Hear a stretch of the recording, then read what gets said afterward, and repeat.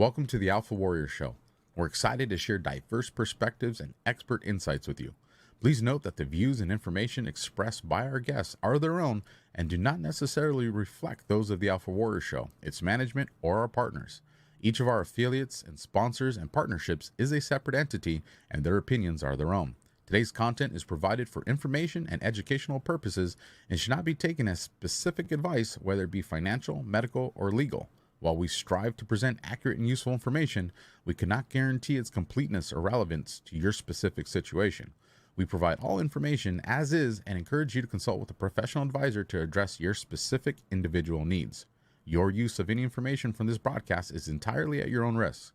By listening further, you agree to identify and protect the Alpha Warrior Show and its associates from any claims or damages arising from your use of this broadcast content. Changes to this disclaimer may be made at any time and will be done effectively immediately upon posting or broadcasting. Thank you for tuning in, and we hope you find the episode both informative and thought-provoking. Listener discretion is advised.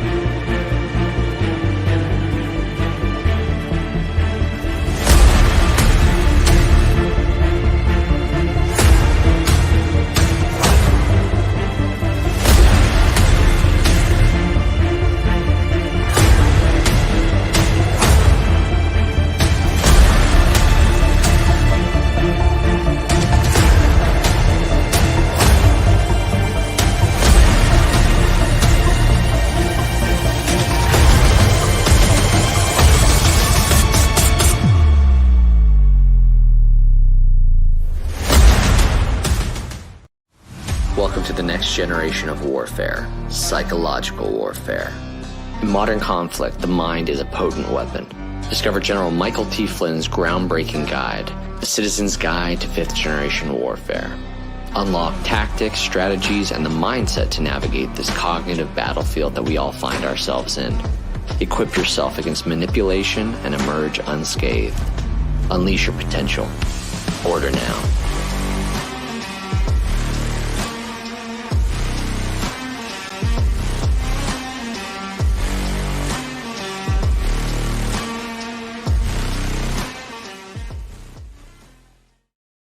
How's it going, everybody? Welcome back, or if you're a first-time viewer, welcome to the family. This is the Alpha Warrior Show. I am your host, Alpha, and I am pumped up and excited about tonight. Why? Because it is Wednesday night, and Wednesday nights we do Operation GLADIO with the one and only Colonel Towner. Tonight is part 18 in that series, and if you're like, 18? What are you talking about? Well, down in the description, you'll see a link where we got so many parts. I was like, if I list all these links, it's like reading a book that's going through there. So what I did is I put everything into a playlist for you. So if you scroll down just below the description and all the links to find the Colonel with her X and her Rumble channel, you'll see the Operation GLADIO series. When you click on that link or share that link, it'll take you to all the previous 17 parts to this Operation GLADIO series. And once you start watching them, you're just going to be about excited as I am for every Wednesday that we get to do this. But before we get into today's the American Empire and how is that working out and unfolding for Americans, let's get to two quick sponsors, because Alpha's got to keep the lights on, you guys. And today is live, just so everybody knows, because I know there's some of you just creeping in the live chat. Like, well, are you live? Live? Yes, we are live. So hopefully I made that point. We're going to have a good time tonight, you guys. Get your coffee, get your drinks, get your popcorn, and we'll be back just after these commercials. Science proves that a healthy immune system is the body's first defense against the smallest of ailments to the most catastrophic. Coriolus versicolor is the most sought-after, all-natural supplement for both humans and pets to help boost the immune system. There are over 400 studies worldwide on its effectiveness in humans, including Sloan Kettering Cancer Center, MD Anderson Cancer Center, and now from the University of Pennsylvania School of Veterinary Medicine. Together, we can help reverse this terrible tide now plaguing your loved ones and give them the immune-boosting supplements that they need. When I started MyPillow, it was just a problem-solution, one-product company. Well, since then, with the help of my dedicated employees, we now have hundreds of products, some you might not even know about. To get the word out, we're having a $25 extravaganza. 2-pack multi-use MyPillows, $25. MyPillow sandals, $25. And for the first time ever, our 6-pack towel sets, you guessed it's $25. Our brand new 4-pack dish towels, $25. And I've never done this before. Premium MyPillows with all new Giza fabric, any size, any loft level, even king size for only $25. And there's so much more. So go to MyPillow.com or call the number on your screen. Use your promo code for our $25 extravaganza. Order $75 and over. Your entire order ships absolutely free. $75 and over, absolutely free. My Pillow or My Store. Promo code Alpha works at both of those. And the commercial right before that was Pet Club's 24/7, new sponsor that I think we are approaching the 1 month mark with them. And a lot of you are taking it. So once again, you guys DM me, email me, or if you're in the live chat tonight and you've ordered your Coriolus versicolor. I hope I said that right. You guys know me in these fancy scientific words. But if you are taking it, let me know in the live chat if you like it. As for me, thank the man upstairs that I'm not having to fight any bad illnesses. But I'm taking the yellow bottle, which is the Coriolus versicolor with the reishi. And I'm doing 2 in the morning and 2 at night. And for me, the most immediate thing that I've realized is my energy. Like it's a real healthy energy. And y'all know I don't sleep. So for me to have energy is solid. So interested in hearing what you guys got to say in the live chat. Now, you guys, I am going to bring up the woman that you guys are really here to see. And I just want to say before I bring her up on the screen, you guys know how cool it is to have the guests on this show that I get to have and then develop the friendships with them. It is so cool. And then a lot of you that are in the live chat are extended family on social media and in the trenches. And I just want to say, you guys lean on each other as we get into these hard times. Lean on each other, not just for the synergy and understanding and dissecting the information that's out there, but I see a lot of posts and people are hurting and people are confused. So take advantage of these friendships you have. So with that, let's bring on my friend, the awesome, the one and only Colonel Towner. How you doing, ma'am? I'm doing great. How are you? I'm good. I'm happy. So I have to tell you. Let me ask you. Oh, go ahead. No, go ahead. How in the hell can we be so happy when the world is on fire? What's going on here? Well, I do want to say that I feel like you're my little brother now. That is just so true about the relationships that get developed. But it obviously, you realize, having spent time in the military like I did, that when you are under pressure, 2 things happen. You do get that bond of going through hardships together. And I think that's where the joy comes from too, because as you go through those adventures, you have to laugh because otherwise you cry. And big boys don't cry. So you do end up in kind of cranking on each other to get that kind of levity to take your mind off of some of the big stressors. And so I really enjoy, and that's why I love doing these live, because not only do you get the synergies of you and I's discussion, but if you see something in the chat and you bring it up, then you get the immediate interaction with the audience as well. That's kind of where I thrive. And frankly, that's why we moved a lot of the information over to the Spaces environment, because you get that feedback immediately. And I think that's very important, especially on a topic like this that can be so controversial. The best thing about that is we've gotten people from all over the world. We have a lady that regularly listens from Germany. We have a whole contingent of Swedes now that listen. And we've had, people from that were originally from Cuba.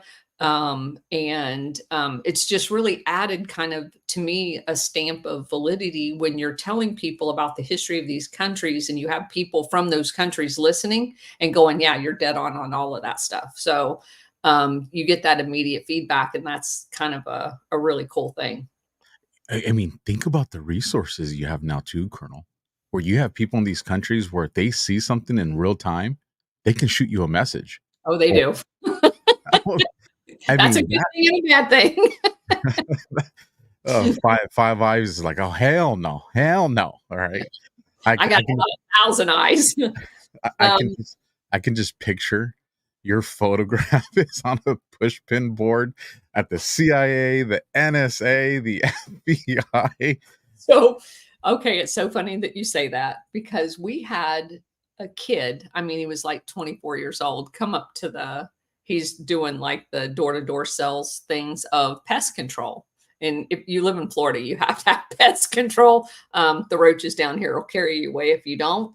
And this kid, my husband, of course, is a general contractor and electrical contractor. So he went down because our little doorbell thing dinged and was talking to him. And so eventually when he didn't come back, I'm like, where'd he go? So I walked down there, and the kid had told him that he was thinking about joining the military. And I'm like, yeah, I wouldn't do that.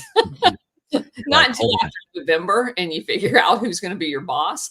And so anyway, at the end, I asked him, I said, so do you have a card? And he's like, no. And then I looked at him and I said, are you really a pest control salesman? Because of course I tried to red pill him right there. And I was talking to him about some of the things, because he asked me, some really intelligent questions about stuff that was going on and what you would be doing in the military. And of course, I'm like, yeah, you need to watch my Rumble channel. I told him about the Alpha Warrior show. He pulls it up on Rumble, and I'm like, watch all of those. And I said, and then you can decide. But anyway, when he got done with it, I looked at my husband. I'm like, do you really think this guy, he just so happens to come to an Air Force colonel's house thinking about going into the Air Force? I'm not sure I buy any of that crap. It's what G level are you, son? But it's funny, you think so. When I get the solar panel guys, because we're Southern California, right? So a lot of sun out here. I get the solar panel guys come, and so I kind of ask questions. Well, let me see your brochure, because I'm just like, one of you is not really a solar panel salesperson. And then the other cool side of this, I promise you guys, we're gonna get into this stuff, but we're having a good conversation. I haven't talked to the colonel in a few days. Is so the electric bill here in California is ridiculous. It's stupid ridiculous. I mean, I'm telling you, Colonel, if my son was not still in high school, I'm gone from California. On average right now in the summer, and this is a littler size house, this isn't a very big house, the electric bill is somewhere between probably $700 and $900 for Southern California Edison. And that's with having what do you call the appliances that are, gosh, it escapes me right now, the ones that aren't supposed to. The energy efficient ones. Yeah, thank you. Those, the energy efficient ones. I have those for like the washer, the dryer, the refrigerator, Mhm. that stuff. Yeah. So, call electric company because I'm bitching and groaning like, what the hell's wrong with you guys? And I'm like, what's the tier systems and all this other stupid nonsense, right? So they're like, well, we're gonna send a guy out there, to make sure you have, The energy energy. efficient modules. Yeah. And then if you do, we can qualify you for some of these other things. I'm like, well, send this dude. So finally, the guy shows up, right? And he starts talking, and maybe he's got the gift of gab, but I'm picking up on some vibe on this dude. And so then he's like, well, what do you do? Right. And well, I'm like, well, you just walked right through the studio, man. What do you think I do? Right. So we start talking about the podcasting. And he's like, well, what kind of content do you do? And I'm either he was the coolest electric dude that can come out for this, or this dude was working it like this. I was just like, oh, they sent a dude with some experience because I don't know. I mean, maybe he was, maybe he wasn't, but he goes, hey, send me your podcast. So he gives me his personal email. So I shoot him out the link. So maybe he's watching tonight. Super cool electrical dude. If you're in the live chat and you don't mind, let us know. Or if you're a Fed, I knew it. I knew it. But I just wanted to share that experience with you guys as well. So, Colonel, Okay. the So American Empire. What are we yeah, talking about tonight? I want to start off because again, this is kind of a teaching moment always. And I want to give people an idea because what we're going to talk about tonight is not a specific part of Operation Gladio, but kind of an overview of it. And so I wanted to start off kind of giving people a flavor of what we do behind the scenes. One of the books that I'm using tonight, and I'm going to show you a few of them, is called Killing Hope by William Bloom. Okay. Very good book. Now, you wouldn't think that that's about Gladio. The entire book's about Gladio. He doesn't necessarily use the term. We've talked often about Paul Williams' Operation Gladio. That was the first book that I read specifically about Operation Gladio. We're in the middle of doing this one right now. It's another one. It's called Gladio, NATO's Dagger at the Heart of Europe. You have this one here by Max Boot called Invisible Armies. You have this one here called The Savage Wars of Peace. And I mean, I think that's such a cool title for Operation Gladio because they're murdering millions of people under the guise of creating peace. I mean, the irony there is just over the top. You have another one called Overthrow. That's an excellent book. I use that a lot on the noon one that we do. This one talks about a lot of the internal American stuff. It's called Crimes and Cover-Ups in American Politics. So you can get a lot of the feel for what was going on. You've got the CIA as organized crime. And these are all books that I've read in preparing for these shows. And here's another one.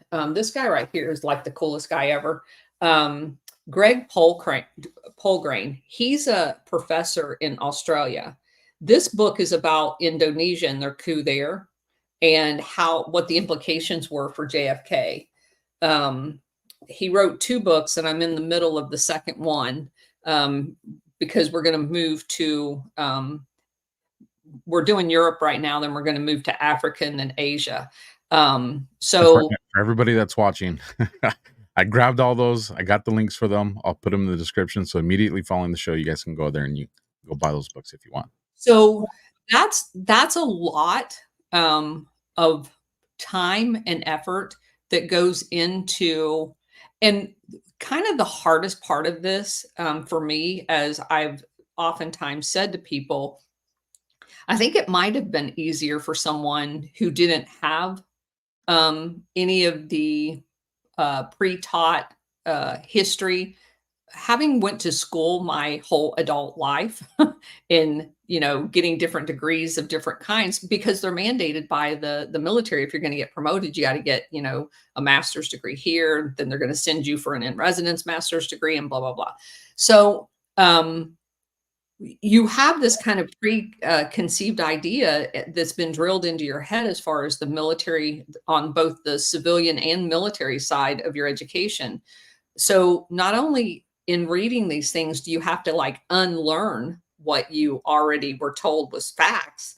You have to start putting the stuff back in the order in which it occurred. And it actually is like reprogramming your brain. It's not the easiest thing to do. And so between Bridget and Cousin It and I, there has been a lot of like just crazy times of having entire parts of our preconceived ideas like floor fall out from underneath of us and you're in a free fall. And then you have to like, start piling all the stuff back in. So I just wanted to share that with people. I get the question a lot, especially on people that watch the series here, of what should I read next? I will tell you that the Paul Williams book is my number one. It's definitely the go-to. I don't have Danielle Ganser's book in here right now. I think it's out in the living room. I like every chair I sit on, I have a book. So anyway, I just wanted to share that with everybody, that any one of those books, once you have the idea of what GLADIO is, you can then read the other books because the other books don't necessarily call it GLADIO, even though as soon as you start reading, you recognize because they're talking about the stay behind units or they're talking about strategy of tension or whatever. And then you're going, they mean GLADIO. All right. So I'm going to read y'all a quote. And there's going to be a test at the end of it. We assert that no nation can long endure half republic and half empire. And we warn the American people that imperialism abroad will lead quickly and inevitably to despotism at home. Who do you think said that? It was said in the year 1900, and it was a national platform of a political party. 1900. I can't think of. I'm drawing blanks on that time period. That was a Democrat Party national platform. The Democrat Party. So the same Democrats. So basically, they're telling Americans that you can't go out and have colonies. And keep in mind that we learned that the Hawaiian coup, where we deposed the queen, happened right around that same time. So they are saying that that kind of crap you can't do and remain a republic, which is exactly what happened because we are no longer a republic. We began acquiring colonies and we did it in some of the most brutal and vicious ways. And then once we had colonies, although we didn't call them colonies, right? We just call them territories and think that's a big difference. But or protectorates or whatever, they come up with some fancy, stupid name. But then you go into World War I and World War II, and you become the biggest bully on the block, and your foreign policy becomes the entire world's foreign policy, and you don't necessarily have to colonize someone to control them. And that's where all of the Operation GLADIO coups come from, because we bullied people by blocking their harbor, mining their harbor, whatever, in the overthrowing of their government to do what we wanted them to do, basically. And not what we, the international syndicate, wanted them to do. So, agreed. Do have a message coming for you from the audience. Breadmaker62 says, Alpha, please tell the Colonel we are so thankful for all that she is doing. And thank you so very, very much for her service. So that comes from Breadmaker62, who also dropped us a Rumble rant and said, $100 Rumble rant, a big one. He says, love, love, love the Colonel and the whole GLADIO series. Thanks, Alpha Brother. We appreciate this so much. And we thank you guys for the support and for being here. Cool. All right.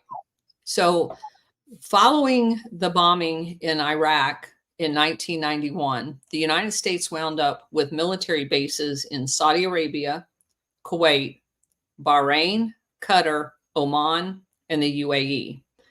So go ahead and bring up our chart because we're going to talk about this for just so Alpha found this chart of where all of the U.S. military presence is around the world. That's a little crazy. Okay. Insane. Yeah. So basically, you create a pretense for a war in Iraq, and in the aftermath of that, you have 7 or 8 new bases. Then, following the bombing in Yugoslavia in 1999, which again was an Operation Gladio, completely conceived false flag. And we ended up with military bases in Kosovo, Albania, Bulgaria, Macedonia, Hungary, Bosnia, and Croatia. Following the bombing of Afghanistan in 2001, we wound up with bases in Afghanistan, Pakistan, Kazakhstan, Uzbekistan, Tajikistan, Kazakhstan, Georgia, Yemen, and Djibouti. So, gone are the days where we had a few bases like in Japan and, excuse me, South Korea. And so just think about that. We kind of did a tour of the world in GLADIO. We went from World War II, where we left bases all over Europe, right? We had bases in Spain, Germany, England, literally just saturated Europe with bases, World War II. We go to the Asian theater, you have Japan and the Philippines, you have Okinawa, you have, obviously we already had Hawaii, you got Guam, you got all of those, right? Seychelles, Solomon Island, Diego Garcia, everywhere, right? So how is what we're doing any different than what we was condemning Japan for, right? Or anybody else? And if you notice the rhetoric, we've been saying this is what China's been doing, but we've done it. China doesn't own any other countries. We do. So the irony of when you step out of the rhetoric that we hear on television all the time and all of the accusations of everybody else doing all of these bad things, when you turn that off, you begin to say, no, that's us. And that's kind of a dumbfounding moment for you. You look at that chart and you're like, what the hell's going on? Those are people. Those are Americans away from America, away from their families in many cases. And what are they doing? Is what they're doing making us any better off? I'd say no. But anyway, so 800, approximately 850 bases, 90 different countries. And I do want to say this, for those of you that are in the military, I'll say what you're all thinking. Those aren't all bases. They are not all bases, but they are places, all of them, where military people are deployed to. Because that number would include like a soft contingency in Kenya that may be there on a 90-day rotation. It's a constant presence, but not the same people there all of the time. And that doesn't even count the floating cities that we have all over the world called the Navy, right? So it's kind of a startling picture when you think about an empire, because that damn sure looks like an empire, like a global empire, like we're running the world kind of thing. Well, that was what crossed my mind because when you told me to look for that, I figured I was going to find some. But when I had, same thing as Smay 60s right here. I was like, damn, that's a lot of red squares. And then I said, what's going on in these 90 different countries that we need to have a presence there to begin with? Yeah. Like, what gives? Yeah.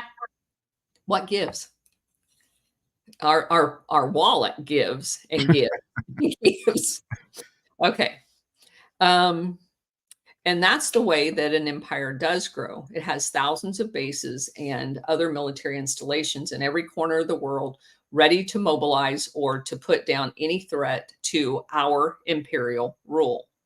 So if you look at that, in about 70 years since World War II ended, you have still all of those bases that I mentioned. And you also have what we were told. The reason why we were doing all of that is the biggest enemy was the Soviet Union, right? And in 1991, that went away. So why didn't we bring everybody home? We actually have grown our presence overseas since 1991 in a huge way. So it doesn't make any sense when you start looking at it. The people in Washington, D.C., with the demise of the Soviet Union, began writing all of these policy papers on why it was that we couldn't bring all of our troops home. And there was a massive amount of massive amount of pressure put on the Pentagon in the late 80s and early 90s to begin closing bases overseas. Because people were just fed up with it. The base that I was at in Italy closed. The base where our headquarters was, Torrejon, closed in Spain. And so there was a consolidation. We didn't necessarily bring people home. They just made the bases we kept bigger.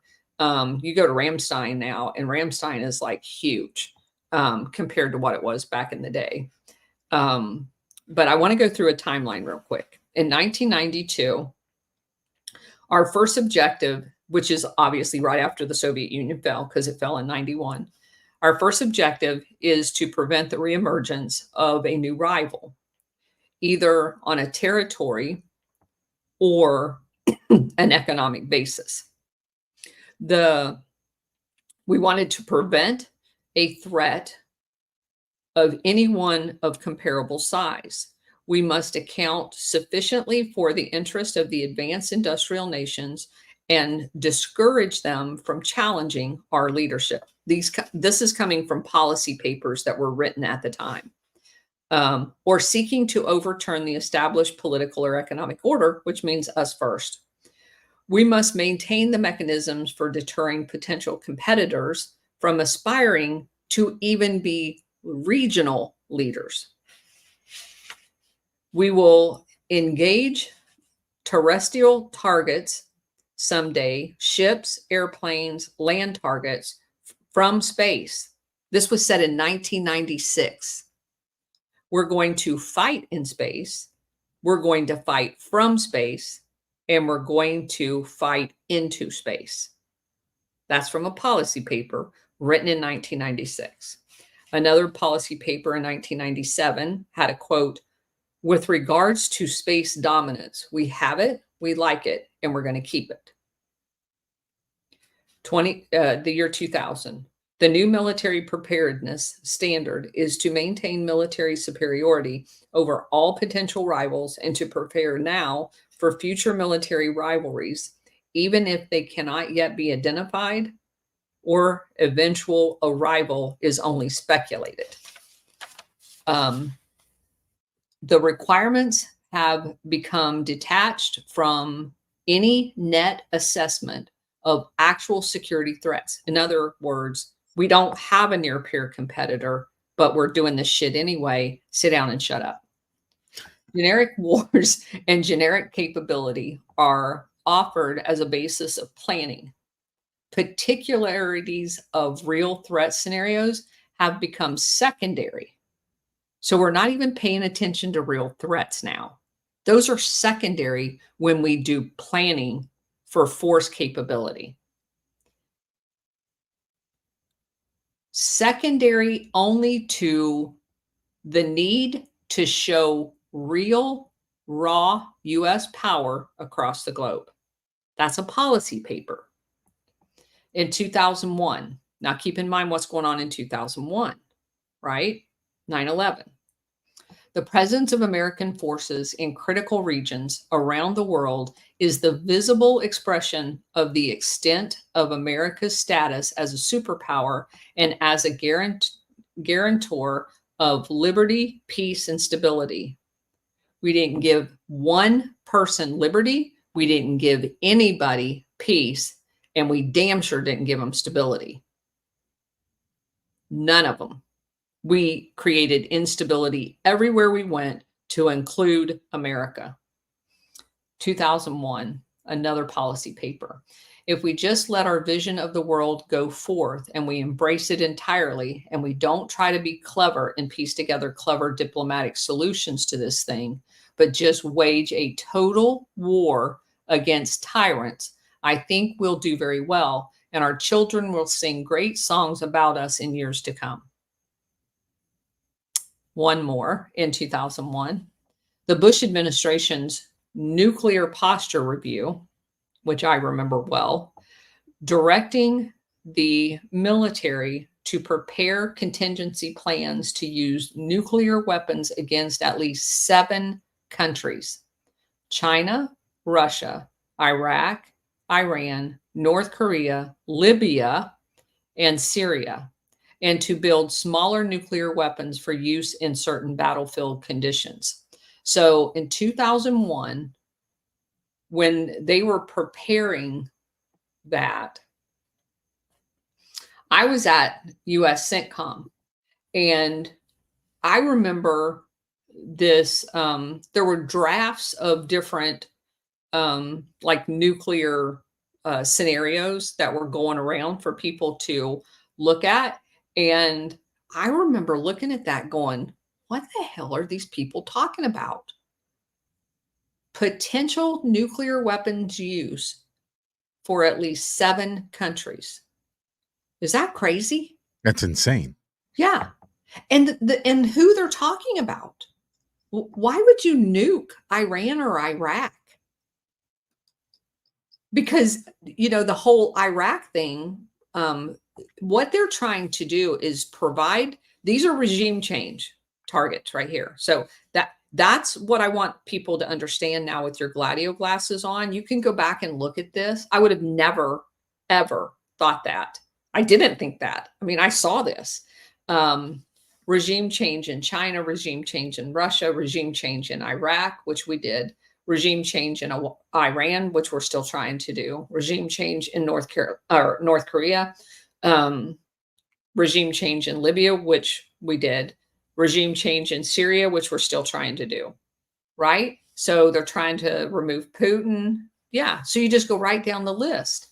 And then, you know, why not build smaller ones that we can use as tactical on the battlefield? And that is what they tried to do with the USS Liberty, remember? So this is not new. This is exactly, you got the B-52 sitting on the tarmac out in California, ready to fly over there. You've got nuclear capable submarines coming along behind the Liberty, underneath of it, so that they're there on station, so that, you know, you can use that. It's just crazy. And in 2000, go ahead. I was gonna say, you know, when I listen to you describe all these different places where we've, you know, deployed, you know, our troops and done these things, it all, I don't want people to misunderstand my patriotism. I love this country. I'll die for this country, you know, without hesitation. But you kind of have to, you know, step back and look at it with your GLADIO glasses on and be like, we were also creating organic grassroots enemies for 20, 30 years from now. That, in other words, we created our enemies when we went and essentially invaded these lands. Unequivocally. So then 20, 30 years from now your government has a legitimate military operation to go and deploy forces, but only because they set the seeds to do it decades earlier. For your son. Yeah. For your son. Yep. It's the perpetual war machine. And every action they do today creates an enemy for your children. That's exactly right. So, they go on to say in September of 2002, under the new national security strategy that got issued that year, our forces will be strong enough to dissuade potential adversaries from pursuing a military buildup in hopes of surpassing or equaling the power of the U.S.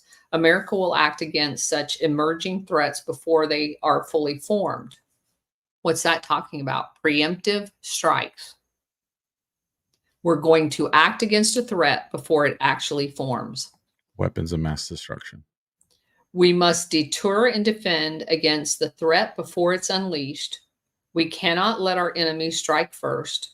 To forestall or prevent such hostile acts by our adversaries, the United States will, if necessary, act preemptively. This was, so I was still at CENTCOM when this came out. This was mind-blowing to everybody because we have never, not officially. So we staged false flags, right? We at least pretended like we weren't the aggressor. This was the first time that Oz had came out from behind the curtain. So if you go to, the USS Liberty, just keep bringing that up. If you go to Vietnam, if you go to Afghanistan, at least we pretended like we weren't the aggressor, right? The first Iraq war, they created the pretense that, he invaded Kuwait, although we told him he could, that didn't come out for years afterwards. So this has been going on. So it wasn't new, but it was the first time when this new strategy came out that we said, and we used 9/11 as the justification for doing that. So keep that in mind. And they're responsible for it too. It allowed them basically to pull the curtains back. So, and the irony of that, preemptiveness is exactly the mantra of the Imperial Japanese military.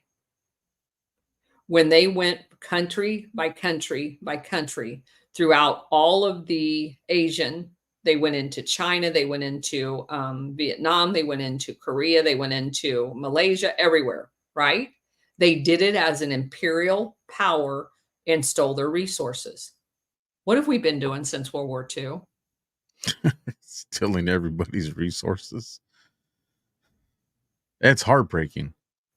So, they basically attacked Pearl Harbor in, if you believe that what we're told about that, they did it in a preemptive fashion to knock out our Navy so they could continue their plunder. So someone would need to explain to me in small words how that is any different than what we've been doing this time. And talk slow using small words so I can understand any position that would disagree with that. So one observer quoted from the national, whose opinion about the national security strategy that was written in 2002 says, it dashes the aspirations of those who had hoped that the world was moving toward a system of international law as a result of World War II that would allow for the peaceful resolution of conflicts, through some of those covenants and courts that we created. In place of this, a small single power that shuns all covenants and courts because we say none of them apply to us, has proclaimed that it intends to dominate the world militarily, intervene preemptively where necessary. Those who want a world in which no power is supreme and in which laws and covenants are used to settle conflicts will begin a new debate, and that is how to contend with an imperialist America. And that, my friends, is what BRICS is all about. Somebody had that conversation. Somebody came up with an idea. And when you look at the countries that are moving and the impact that's going to have, that it is having on our US dollar, because it's not the foretelling no more. Like, we're seeing the impact in the US dollar right now. I think, and I'm not an economic expert, I understand that, but I talk to enough people to kind of have a grasp of what's going on.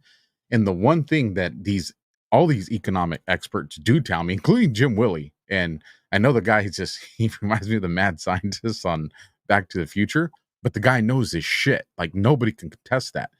And he even says everything going on in the stock market right now is fake. It's all them faking numbers and doing this, because what's really happening in the real world, this thing would already collapse. And the fact that it hasn't, it's because they're artificially making these things happen. You can only do that for so long. Yeah, with derivatives and all of this other things. They keep coming up and blessing new bullshit in order to prop up their old bullshit. It's like the Ponzi scheme that just won't fail because they keep coming up with new sources of Ponzi money. Yeah, exactly. So he goes on to say that as a result of the release of this security strategy, the formation of a public affairs group that would travel to battlefields, quote, to interact with journalists, assist U.S. commanders, and send news and pictures back to the headquarters for dissemination, unquote. It described the operation as an attempt at information dominance, which is basically kind of like propaganda. I mean, that's what it is. So I'm gonna interrupt real quick, only because an awesome person is in the live chat with us tonight, Colonel. Freaking Warhamster, and he comes in swinging, right? He says the excess liquidity is the catalyst. It has a term limit. You guys, listen. If you are not familiar with Warhamster, he's one of the people at the very beginning of the dominoes that fell into the right places to ultimately make the Colonel and my paths cross. So there's a lot of thanks that needs to be shot to that gentleman that's in there. And he has his own Rumble channel. So without him, these would not happen without him. 100%. So you guys go give Warhamster a solid follow. He has his own Rumble channel. He's on X, and the guy is smart. I mean, well, he's a reformed Wall Street banker. He knows his shit. Like the CIA Warhamster. Yeah. Reformed or reformed. He's definitely reformed. Yeah, he's awesome. Okay. So during the 24th century, the government of the U.S. is still going around firing missiles, dropping large amounts of explosives upon the heads of people all over, which we've covered that. And of course, that's not what we're supposed to be doing as a republic. In the mid-1980s, Mikhail Gorbachev reforms instituted the beginning of the end for the Soviet police state. And in 1989, the Berlin Wall fell. All of the people all over Eastern Europe were joyful and in celebration. The U.S. joined the celebration by invading and bombing Panama only weeks after the wall fell. At the same time, the U.S. was intervening in the election in Nicaragua to defeat a government that they didn't like. And we've covered that one because that's the whole Iran-Contra. Soon after, South Africa freed Nelson Mandela and apartheid began to crumble. And before the year 1990 was over, Haiti held its first free election ever to choose a genuine progressive president. It seemed like anything was possible and there was optimism everywhere. However, not only did the US not leave Haiti in peace, but when Bulgaria and Albania, newly freed from the grip of communism, as the American media would put it, dared to elect governments that Washington didn't approve of, they overthrew them too. So they got rid of the Haiti president. They got rid of the Albanian president. They got rid of the Bulgarian president. You know, and this peace is breaking out everywhere. We're going right behind it and doing whack-a-mole. The same period found the U.S. bombing of Iraq for their 40 days and 40 nights, like it's biblical or something. And the American leaders weren't done yet. In 93, of course, we had to go into Somalia and try to rearrange that whole thing. Then we intervened in Peru, Mexico, Colombia, and Ecuador. And just like we had done in the 50s and 60s, we were right back at it. In the last part of the 1990s, Washington could be found meddling in Russia, Mongolia, and Bosnia. In 99 specifically, we went into Serbia and Kosovo and did our aerial campaign for 78 days there. And that basically broke apart Yugoslavia. And then, of course, in 2001, we intervened in the election in Nicaragua. And that's when we basically go into Afghanistan because of 9/11. And this one author says, most of the so-called terrorists of foreign nationalities residing in Afghanistan at the time, including those training at al-Qaeda camps, had come there to fight against the Soviet forces or to help the Taliban in their later civil war. For them, these were religious missions and had nothing to do with terrorism in the United States, which is a true fact. Amongst the thousands of victims of the invasion into Afghanistan, not one has been identified as having a connection to the events on that tragic day. September 11th, terrorists had chosen symbolic buildings to attack, and the U.S. As a symbolic country for whatever reasons. Now, I don't believe that that was anything other than a false flag, just putting that out there. So we had no reason to go into Afghanistan at that point. But again, we wanted the opium. So it was all about drugs, all about that money. While continuing to savage Afghanistan, we created the plot to overthrow Hugo Chavez in Venezuela. And then, of course, in addition to that, we get around to going into Iraq. And then there was a whole big to-do, most people remember, about closing Guantanamo Bay. Big argument about whether we were going to do that or not. But of course, that gets us too close to the quote unquote communist in Cuba. So there's no way we're ever going to give that up. That was a pipe dream to begin with. And then I quoted another author that said the American people had been taught for nearly half a century that the Cold War, including the Korean War, the Vietnam War, the huge military budgets for all of the U.S. invasions and overthrowing of governments, the ones they knew about and the ones we didn't know about, was all about the international communist conspiracy that was headquartered in Moscow. But then the Soviet Union went away and the Warsaw Pact was gone. Eastern European satellites became independent, and the former communists that we had been taught to hate all became capitalist. And nothing changed in our foreign policy. Even NATO remained. NATO, which had been created, we were told, to protect us against a Soviet invasion, NATO's still there. And not only is NATO still there, it's increasing in size. What's going on?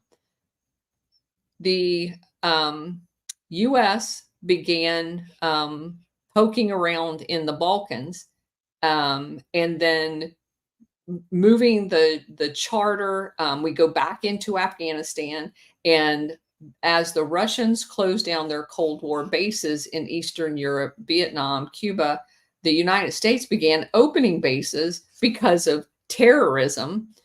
And all we did was shift from communism to terrorism, because we're on a roll and we're going to be doing the bidding of the military industrial complex. And if we need a new enemy, we'll create one. So Russia begins closing down even their eavesdropping radio intelligence stations in several different places, while the U.S. is building increasingly powerful, more powerful communication listening places all along the border of Russia, and launching satellites like every day. The whole thing has been a con game. The Soviet Union and something called communism had not been the actual objects of Washington's global attack. There had never been an international communist conspiracy. The enemy was and remains any government or movement or individual that stands in the way of the expansionist American empire, or as I call it, the international syndicate. And again, they will create an enemy. So I wanted to spend just a little bit of time talking about the transition and the opening up of Eastern Europe, because it's actually a very interesting, and it brings in all of our favorite NGOs. So in 2003, Donald Rumsfeld, who is at that time the SecDef, he makes very controversial comments in that France and Germany were the old Europe, and the center of gravity had shifted east to include a quote unquote new Europe. Following the demise of the Soviet Union, the US set their eyes on the assets and resources that were in the Eastern European area. And one of the first targets was Yugoslavia. Washington had used the weapons of political and economic subversion to interfere in Eastern Europe. The standard operating procedure is a particular country has been to send in teams of specialists under U.S. government agencies, the NGOs, American labor unions, private organizations funded by American corporations and foundations. So that's the Ford, the Carnegies, the Rockefellers foundations. So they basically have like a football team, and you've got your wide receivers, you've got your quarterback, you've got your linemen. They have these deployment teams that go in and just pounce on these countries.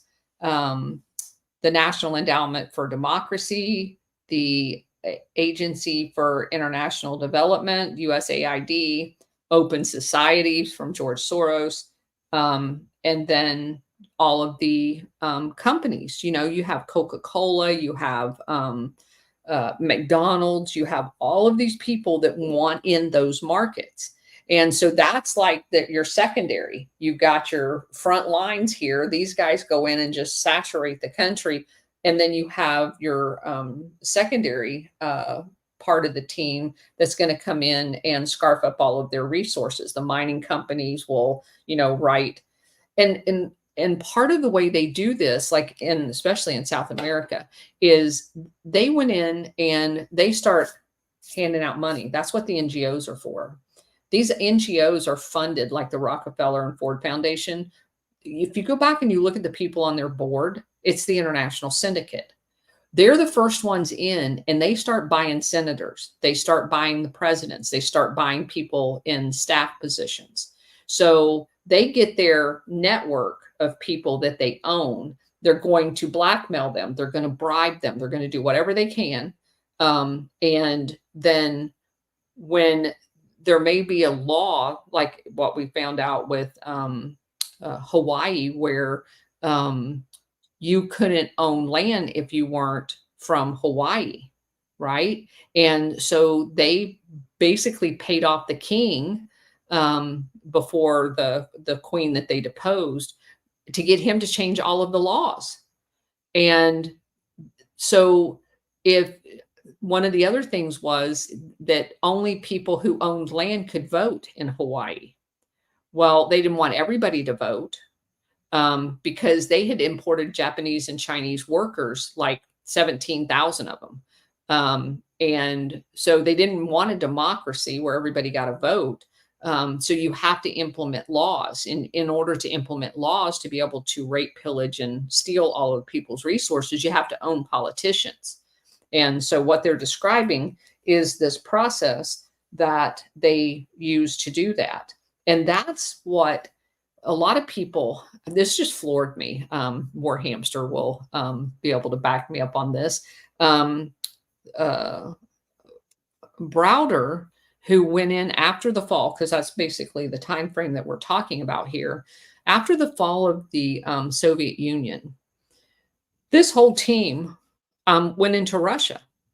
And you had these private equity people going in there and trying to buy up their energy resources. And the Bill Browder guy, who, he's the one that supposedly had the story we got was he was a good guy. And he was just a good old investment guy that was buying up companies, helping Russia out, get capitalized, and get into capitalism.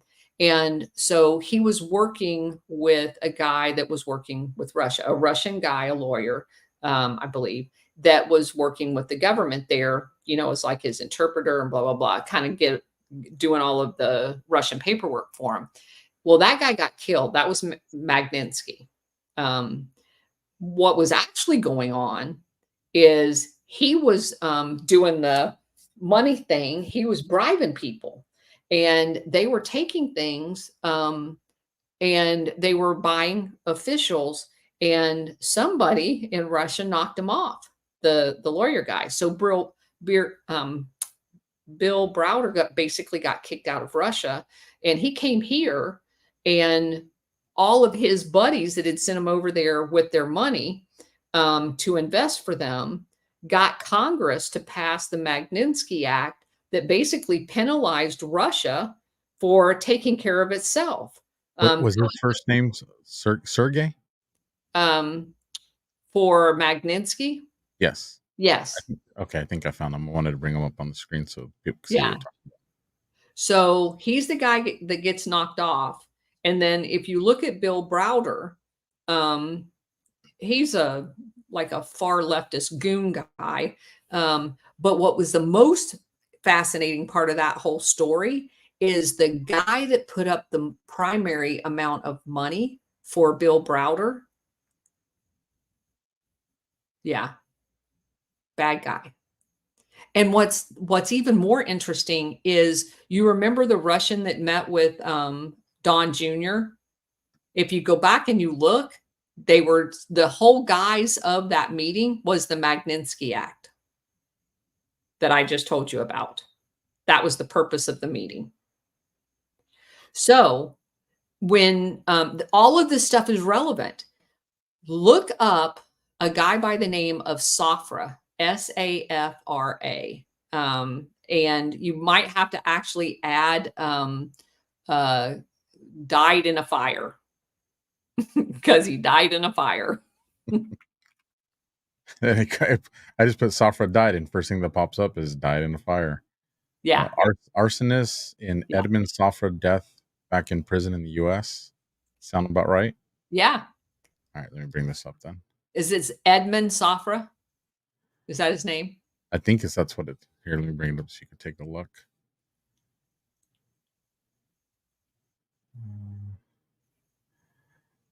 No, that's Ted Maher. No, that's the guy. Isn't that the guy that killed him? Yeah, I think this is the guy that killed him because he said it was in custody. Read what he did for a living before. Before, where the heck did Does it say what he did? It is San Antonio Police Department. No, he was a cop. No, he wasn't a cop. Oh, Hold on. so that must just be the bulletin then. That's too small for my eyes. I'm pushing on it. Here, let me look him up though. Let's see. Okay, so the guy, Safra, is a banker, and he's in Switzerland, and yeah, here we go. So one of the wealthiest men in the world, Edmund Safra, I can't believe I remembered his first name. He had a house in Monaco, a penthouse, and he's living in there, and he gets burned up alive. And supposedly one of his male nurses was supposed to be he was there's supposedly that somebody broke in. One guy gets killed. The other guy that is a U.S. citizen, he starts a fire to get the alarm to go off because supposedly he can't just pick up a phone and call for, I don't know, the police or whatever. But his name is the Ted Maher guy was a former Green Beret. What's that tell you? Oh, because all of these people that are involved in all of these Operation Gladio things from the US are all Green Berets. Take that for whatever you want, but every single one of them. That's what the guys were that were involved in the Waco fire. They were Green Berets too. So whatever that deal is. So as soon as I went back and I had read Bill Browder, I mean, I believed his story. I read his whole book. His book's like 2 inches thick. Great book. It's all bullshit. When you find out what the real deal was, and Safra put up all the money for him to create, I think it was Hermitage is the name of his investment company. And he goes in there and starts basically stealing all of Russia's resources for pennies on the dollar, buying off all of the oligarchs there, and basically got caught. And here's a little interesting thing on Safra.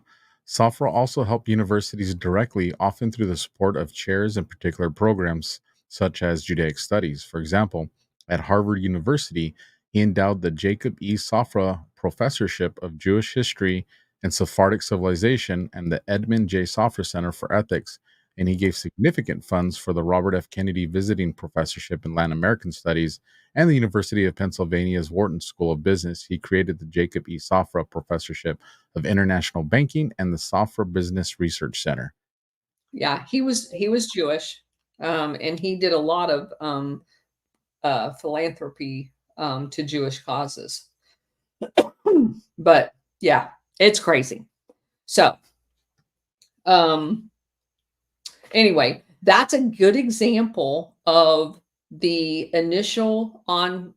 So you saw it in Ukraine too. You've got George Soros Open Society. You had National Endowment for Democracy. You had USAID when they went in 2014 and knocked over the country, right? We're going to coup it. And then we're going to start taking the resources out. The problem that they had in Ukraine is all of the resources are in the Donbass region. And those Russian people weren't giving shit up for nobody. So that's the reason why after 2014, they had to do the civil war to basically kill all of the people that were in charge of the Russian area, because that's where all the resources are. The rest of the thing's a big wheat field. So they had their eyes on that eastern part because they want to be right there poking the bear. And speaking of Ukraine and Azov branches, you did an incredibly great thread that's also incredibly long and detailed. So if you guys want to know what I'm talking about, you need to make sure you're following Colonel Towner on X, because there was like 50 plus posts to that thread. Phenomenal too. Like 80. But this is thanks to the audience. I had a guy that has DM'd me some very important information. And he DM'd me, it may have been last night, but I read it this morning about that. And now I've got my brain completely on something else. The name of that organization, which isn't going to come to my mind right away, but he now it's going to bug me until I find it. Let me look him up real quick. He sent me a note, and his note was about that group, and Centuria. I had never heard it. Centuria is a Nazi organization that works as part of, and I explained it all in there, Azov and Reich Sector, which are both Nazi-oriented Ukrainian. But the most important part I haven't got to yet, and that's their connection to Charlottesville. And guess where we found I can tie them back to Berkeley? I think it's where, I think that guy you met in the San Francisco airport is one of them. I bet you. And that one picture you sent too, they look like the Patriot Front dudes. They look exactly like the Patriot Front dudes. Everything about them looks like the Patriot Front dudes. Everything. Yeah. Yeah. Yeah. You guys better go read that thread. I'll do you guys all solid. I'll include the link down in the description so you can find But it. they are also satanic. They have been caught sacrificing children as part of a ritual. So just putting that out there. They're very dangerous, and they're all over Europe. All over Europe. That you would think that'd be something good for our media to report on, you know, because we go over there on vacations, but you know, whatever. And we're definitely targets, by the way. All right, so we've got the A team in there, then we're going to get the B team in there with the billionaires, and then these teams go in with as much financial resources as needed, numerous carrots and sticks, bribery, and false flags. And they hold conferences, seminars, write tons of papers. They will fund new NGOs internal specifically for that country. They buy media, they buy newspapers, they buy television stations. They also buy printing presses for like books and magazines. Then they start having seminars for government employees, and they talk about deregulation so they can, you know, steal more of their shit. And then these American teams have been creating a new class of managers all over the world that are beholding to the good old boy American way of doing business. In the process, they pass information experience from one country to another. Thus, the Soros organization, which has offices throughout the former Soviet Union, had people from Serbia who had been involved in successful campaigns in the overthrow of Milosevic in 2000. They shared that information with the people in Georgia on how to do it. And then in 2003, they were likewise successful in Georgia. So we've got mobile civilian coup machines here. This transfer of technique, including a video that was shown in Georgia on independent television, cited participants in Georgia as playing a vital role in overthrowing Shevardnadze, which was the guy there that they overthrew. In Russia and in other countries, the quote-unquote success of such globalization programs typically resulted in the massive population being left in need, plus it creates refugees, and then everybody is worse off even than when they were under communist rule, because their entire country is destroyed. The reduction in the standard of living of these people in the post-Soviet Union can scarcely be exaggerated. The European Children's Trust reported in October of 2000 that based on key indicators such as infant mortality, life expectancy, tuberculosis, and the gross national domestic product, conditions in Central and Eastern Europe and the former Soviet Union were worse or no better than those of the so-called developing countries. From Bulgaria to Poland, Slovenia to Lithuania, the citizens left their homes to become guest workers in Western Europe at a much higher rate. However, these Eastern countries were now, some of them, members of NATO, and basically possessors of billions of dollars worth of useless military hardware that they were obligated to buy from multinational companies, the military industrial complex. They had the right to send their use to the killing fields of Iraq and Afghanistan in U.S. wars. The American flag flies over U.S. military bases in their land. And they have now a wealthy elite that's beholden to the American population or the American government. And you have people like Bill Gates and John Kerry visiting, telling them basically how to manage their country. So I don't know how, when you look at that from their perspective, they're any better off than they were. And I know what people say about communism, and I'm not a communist fan, trust me. But I don't know that any of these countries, if you looked at any of those statistics, indicates that they're better off when they get the iron fist of another overlord, basically telling them what they can and can't do. Well, I mean, and like I said, I'm not an economic expert, but it sure as hell does seem like it's really all just, a communist structure just behind the facade of capitalism. But the way it really, operates is it's still communism. Yes, that's exactly right. So in Eastern Europe, the home of the Socialist Republic became as a much congenial place for royalty. The Bulgarian king Simeon came back to reclaim his domain, as did Romanian King Michael, Yugoslavia's King Presumptive Alexander, and Albania's King Lika, son of Hitler and Mussolini's ally, King Zog. I did want to go over the kind of the shift. So we talked about the fall of the Eastern Europe, and then we shift to the terrorism.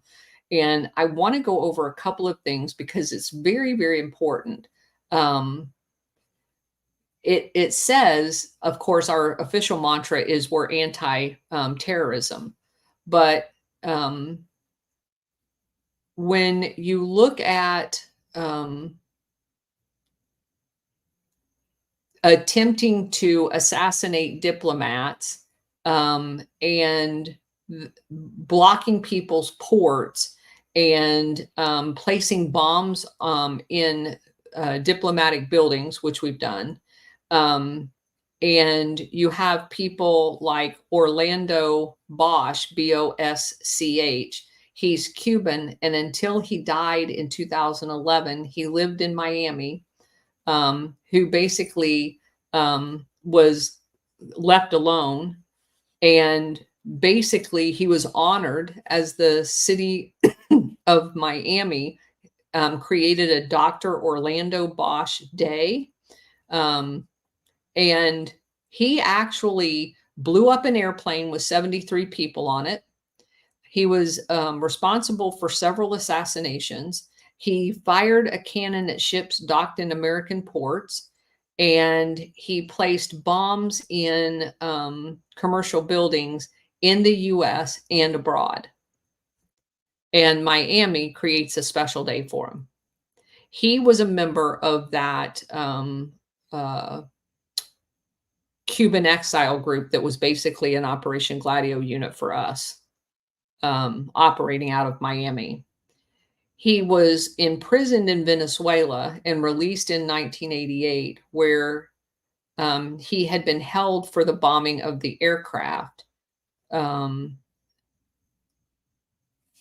then the plane that Bosch bombed in 1976 was a Cuban plane. He's wanted in Cuba for more crimes, but of course, Washington won't extradite him. To Cuba, he's the bin Laden for the United States. But the U.S. Obviously don't want him held accountable because he's basically doing it on behalf of the CIA. So here's a few other terrorist things. In Afghanistan in the 80s, we had the Mujahideen. The CIA orchestrated war against the Afghan government and their Soviet allies, which basically we baited the Russians into, or the Soviets into, invading Afghanistan during that one. And of course, that cost us billions of dollars.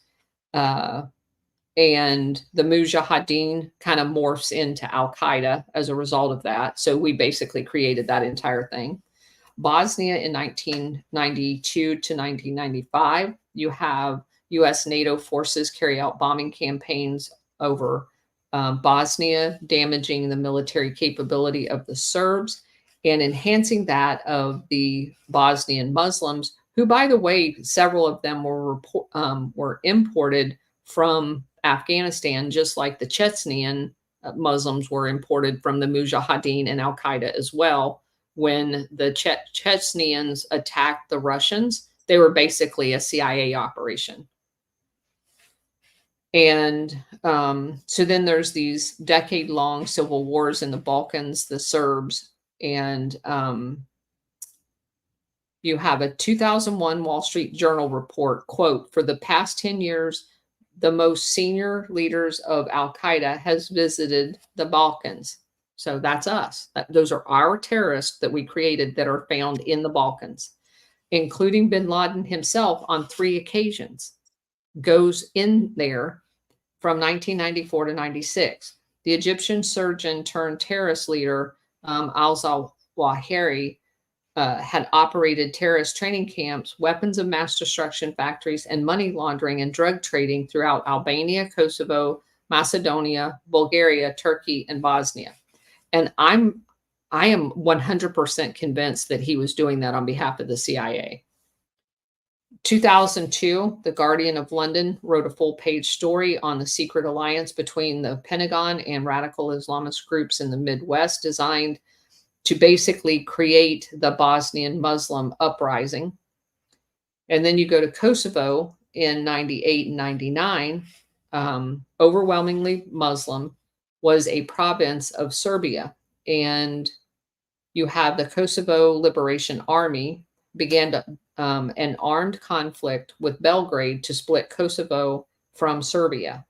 The KLA was considered a terrorist organization by the US, the UK, and France, with numerous reports of the KLA having contact with Al-Qaeda, getting arms from them, having its militants trained in Al-Qaeda camps in Pakistan, and even having members of Al-Qaeda in the ranks fighting against the Serbs. However, when the U.S. NATO forces began military action against the Serbs, the KLA was taken off the U.S. terrorist list and received official NATO arms and training support. Just let that sink in for a second. And in 1999, the NATO bombing campaign eventually focused on driving the Serbs from Kosovo. It's just crazy. In 2008, Kosovo unilaterally declared independence from Serbia, an independence so illegitimate and artificial that scores of the world's nations still have never recognized it as an independent country. But the U.S. was the first to do so, and the very next day, thus affirming the unilateral Declaration of Independence. because we orchestrated it. The KLA has been known for their trafficking of women, heroin, and human body parts. The U.S. has naturally been pushing for Kosovo's membership in NATO, because that's what you want in NATO, drug runners. 100%. That's what they're used to. Yeah.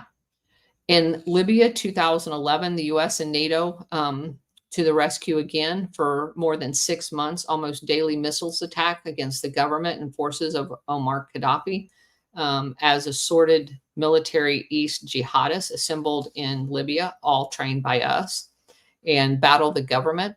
The predictable outcome came to be in 2013, the jihadists were in control of major parts of the country, and the wartime allies showed their gratitude to Washington by assassinating the U.S. ambassador and those 3 Americans in Benghazi. And then they talk about the Caucasus in Russia in 2000, the National Endowment for Democracy, and the Freedom House. And the Freedom House, we probably need to do a whole show on the Freedom House. As a matter of fact, I need to make myself a note. This is a crazy organization with the name Freedom House. Have many years been leading American non-government institutions tasked with destabilizing, if not overthrowing, foreign governments, which refuse to be subservient to the desires of the U.S. policy. Both NGOs have backed militants in the Russian Caucasus area, one that has been seen more than its share of terror stretching back to the Chechenian actions. Every single thing that they're doing is U.S. Inspired.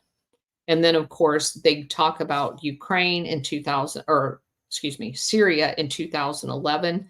All of that shit, that's on us because we want regime change there. Then he mentions Ukraine 2014, which we've talked about a lot, 100% on us. And then there's a book called The American Empire for Dummies. And he says, if there was a book called The American Empire for Dummies, page 1 should say, don't ever look for the moral factor. The U.S. foreign policy has no moral factor built into its DNA. One must clear one's mind of the baggage which only gets in the way of seeing beyond the cliches and platitudes they feed us.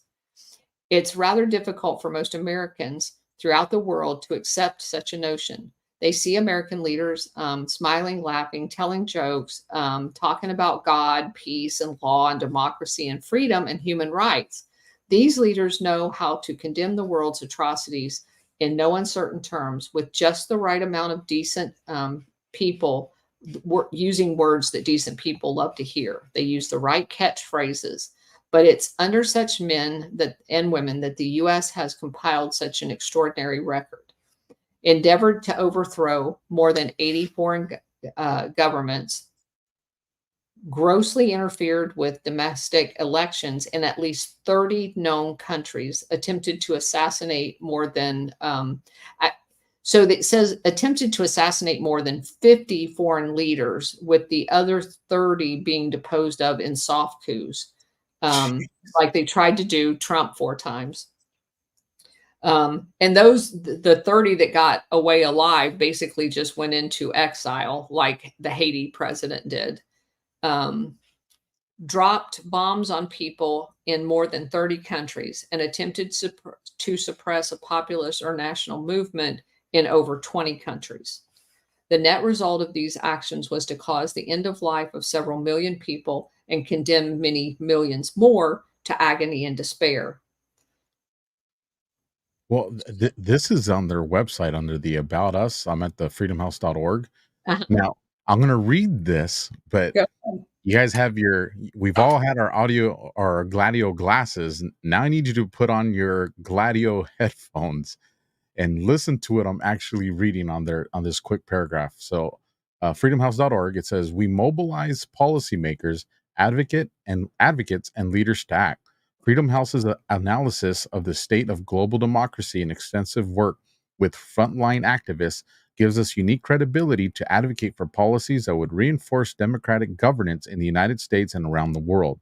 We work closely with policymakers to protect human rights and to vigorously oppose dictatorships and oppression. We enable political dissidents and rights defenders to tell their stories to the U.S. Congress and executive branch, the news media, United Nations, ensuring that firsthand information reaches decision makers. And we form partnerships with peer groups to galvanize support for democracy in all countries.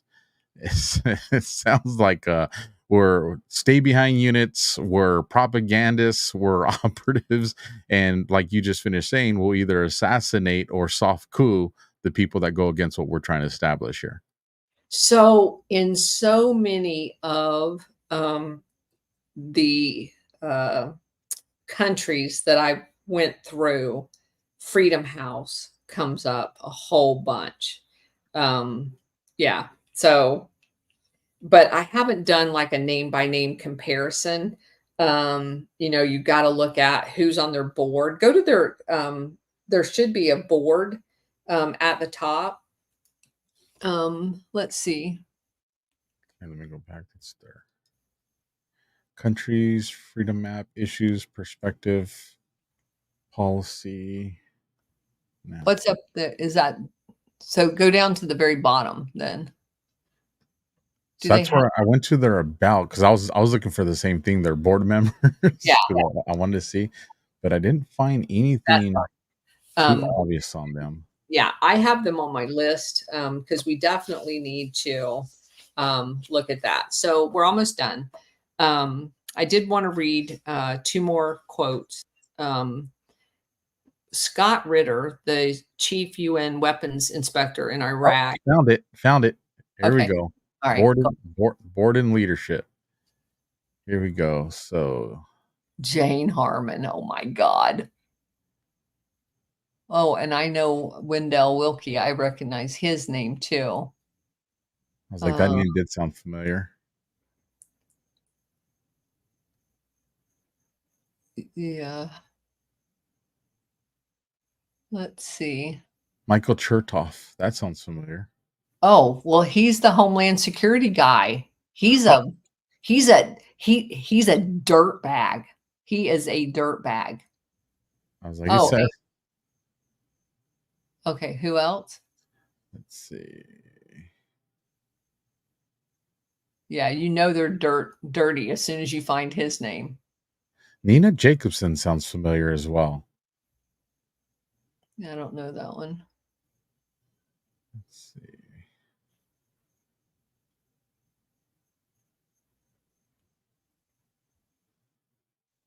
Is that, hold on. Oh, that's not the same guy.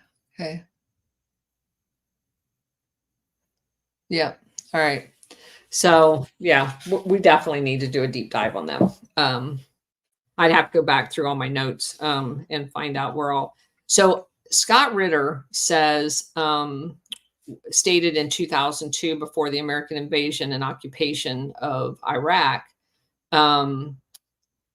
and this is a quote, since 1998, Iraq has been fundamentally disarmed. 90 to 95% of Iraq's weapons of mass destruction have been verifiably eliminated. This includes all of the factories used to produce chemical, biological, and nuclear weapons and long-range ballistic missiles. The associated equipment of these factories and the vast majority of the products coming out of these factories are gone.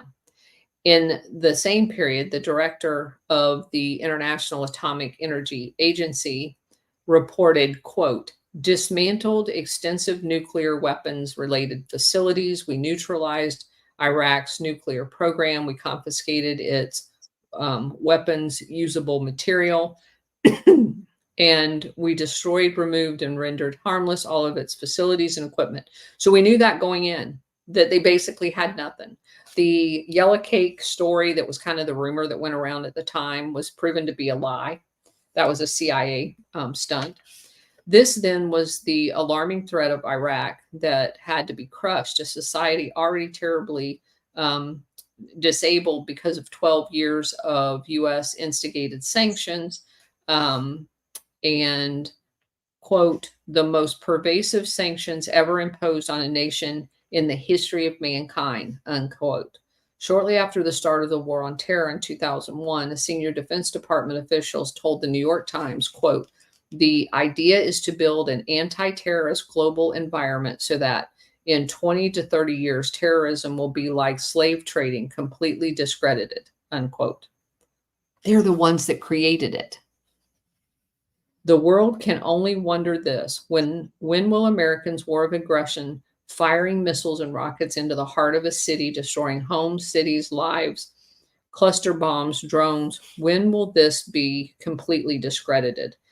It already has become completely discredited, but the US still wages the war on the same scale. Other nations basically just try to survive, wanting peace. So that's kind of I wanted to kind of do a summary of all of this, because a lot of people ask, like, what are they doing this for? And it's important to understand, kind of in just one dedicated session, that the fact that this international syndicate of these oligarchs, these business owners, these elite, the bankers, all of those people, they will take nothing less than total domination. And in a word, it's probably the easiest way to describe it is they want international fascism. They want, and I want to explain that for just a couple of seconds. The fascism that they desire is what Mussolini had in Italy. And while they label that totalitarianism, it's also fascism, where you have the government that's in bed with big business. Big business will tell who's going to be in charge of the government. So they, in fact, own the government. And if you go and you look at the aftermath of every one of these coups, that was what was left in place. You have a puppet, cruel puppet like Pinochet, that was installed in Chile, murdered tens of thousands of his own people, but he did it for the international syndicate, because the international syndicate wanted their copper mines, and they ran the telephone companies and all of that other stuff. So they wanted the resources. They wanted to own all the big businesses there. They did it in Brazil. One of our very first things that we talked about is the fact that when they couped the country of Brazil, there was like 40 or 50 big, large Brazilian-owned companies. After the coup, several years down the road of having a dictator, there were 7 Brazilian-owned companies. The rest of them were all now owned by the international syndicate. And they go in with mining. Rio Tinto is one of the preferred mining companies that go in and basically destroy the land. They don't rehab the land when they're done digging up the gold or whatever. And so you have this entire big elephant that just descends on a country and installs a fascist dictator. But the good news of all of this is you can see after World War II, we were just on a roll. We screwed up Vietnam. We screwed up Korea. We went into Afghanistan and all of those. And then we go into all of Central America, South America, the Caribbean. But the dictators, the people rose up and they elected good people. Look at El Salvador. Look at Argentina. And look at America. We got Trump. There has been a turning around of the momentum of this, because the way it feels when you get the timeline of all of the different coups is like a tidal wave that was just going to descend over the earth. And we were all going to be under one fascist government. But this little guy popped up back here and said, nope, my head's back above water. And they elected a good guy. Then this guy pops up and goes, nope, we're not going to do it either. And then you just had these people all the way down the wave popping their head back up, getting a breath and being able to, as General Flynn says, ride the wave back in. And that's what happened in America. When we elected Trump in 2016, we stuck our head back out of the water and said, we don't want to do this anymore. We don't want to be the global. And that to me is the good news of all of this.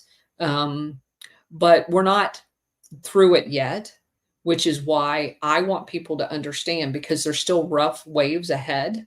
And as long as we all understand and can recognize what's going on with our GLADIO glasses on when they throw these false flags at us, we have to be able to recognize them and not respond emotionally.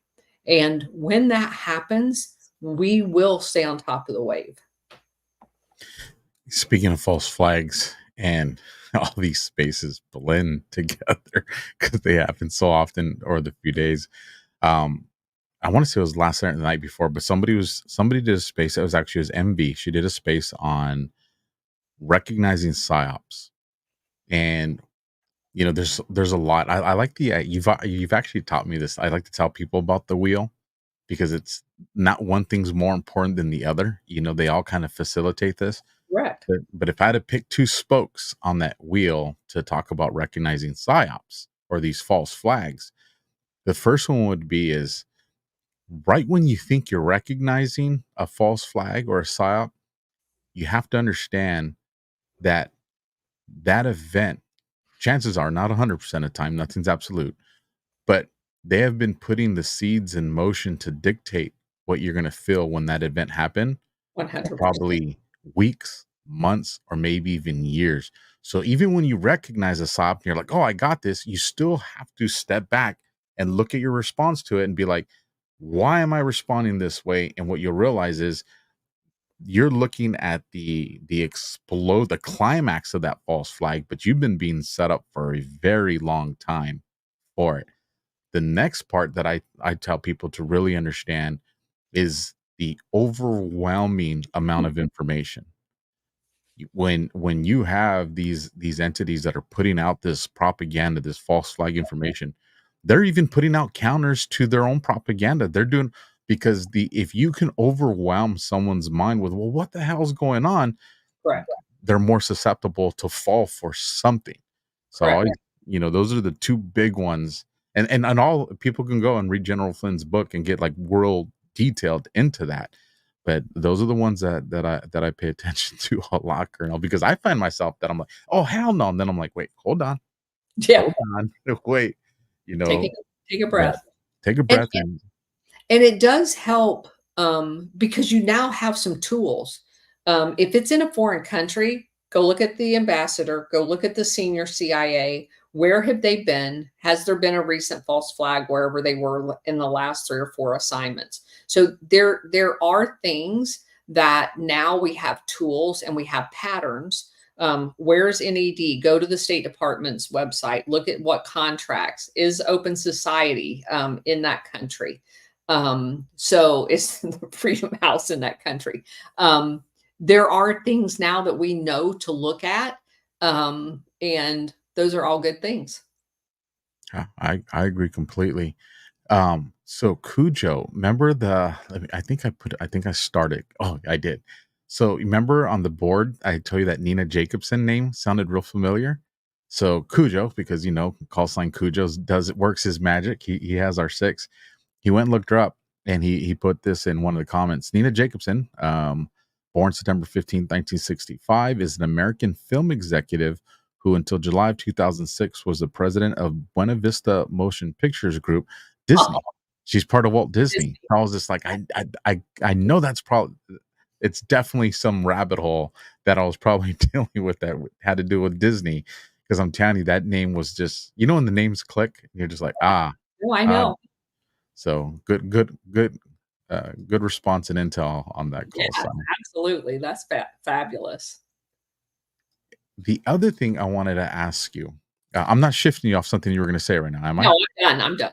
Okay.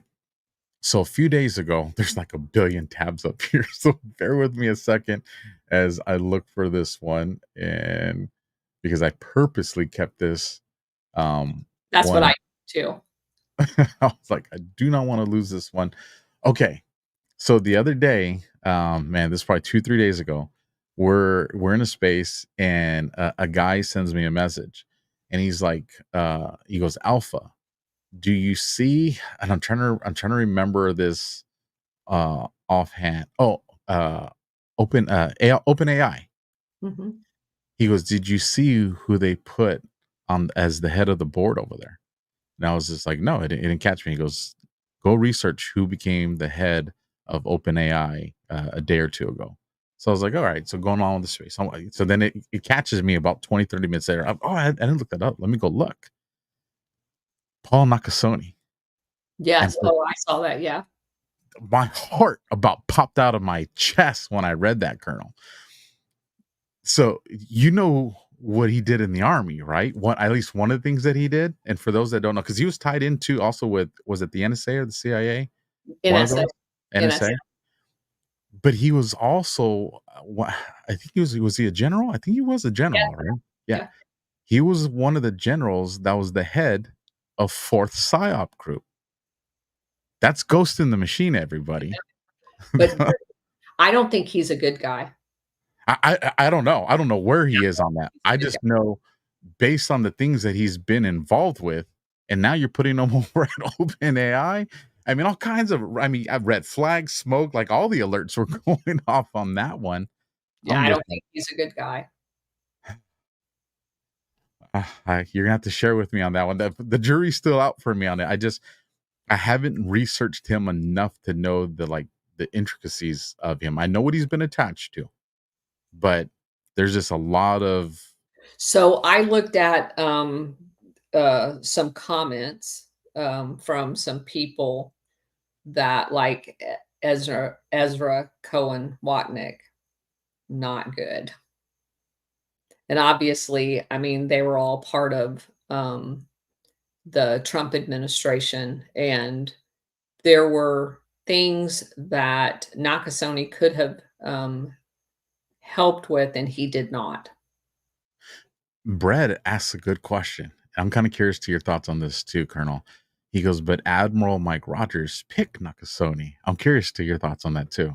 So what oftentimes happens is that Clapper picked Flynn, right? And Clapper is a awful, awful person.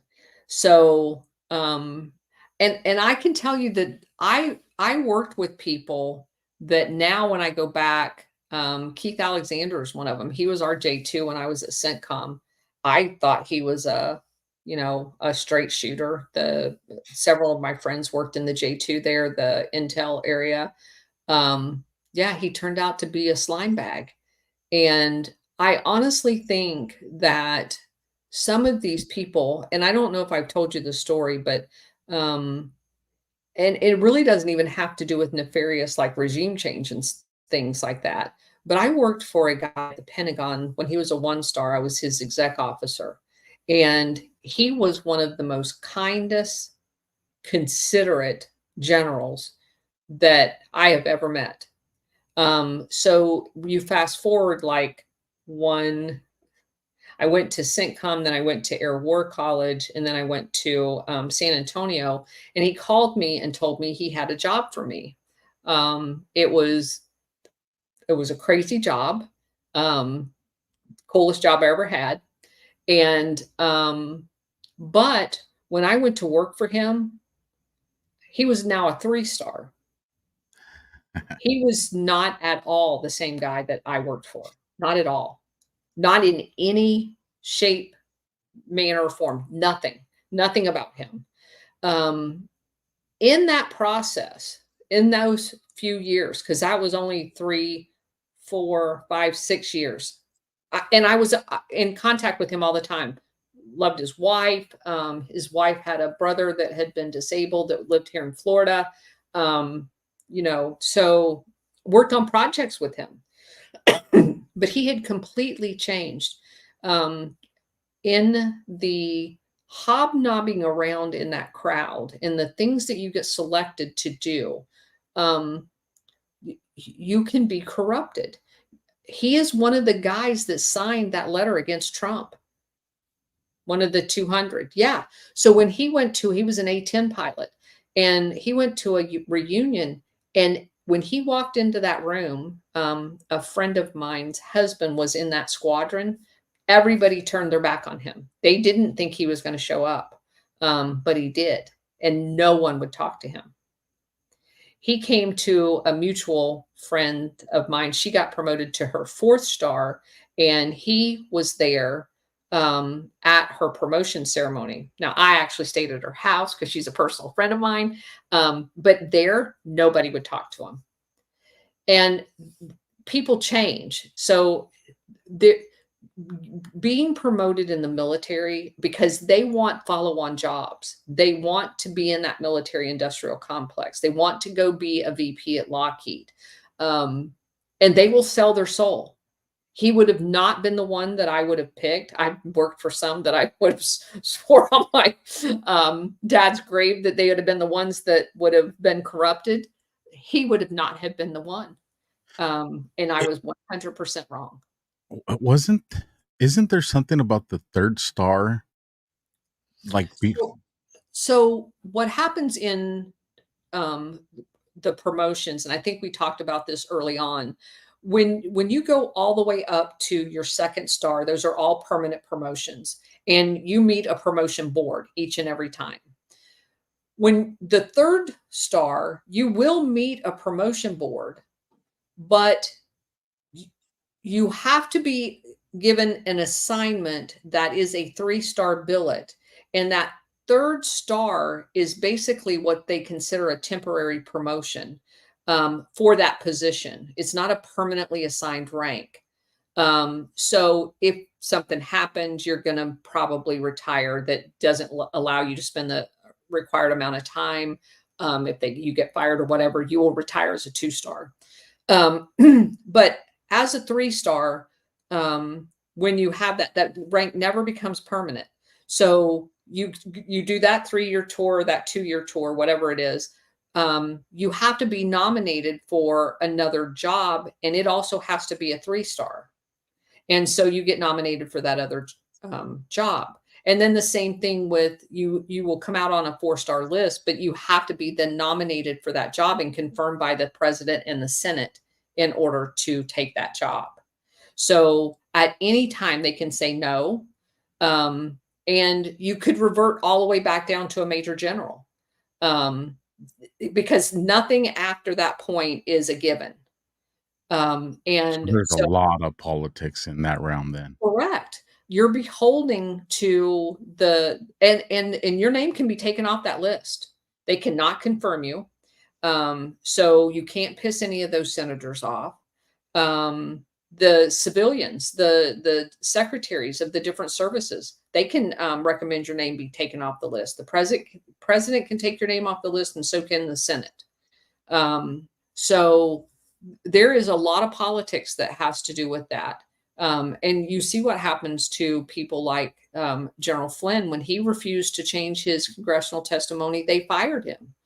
And that's what will happen to you and I have been in a room where people were going to, because your testimony has to be pre-screened, because you're talking on behalf of the military. So they want to see what you're going to say.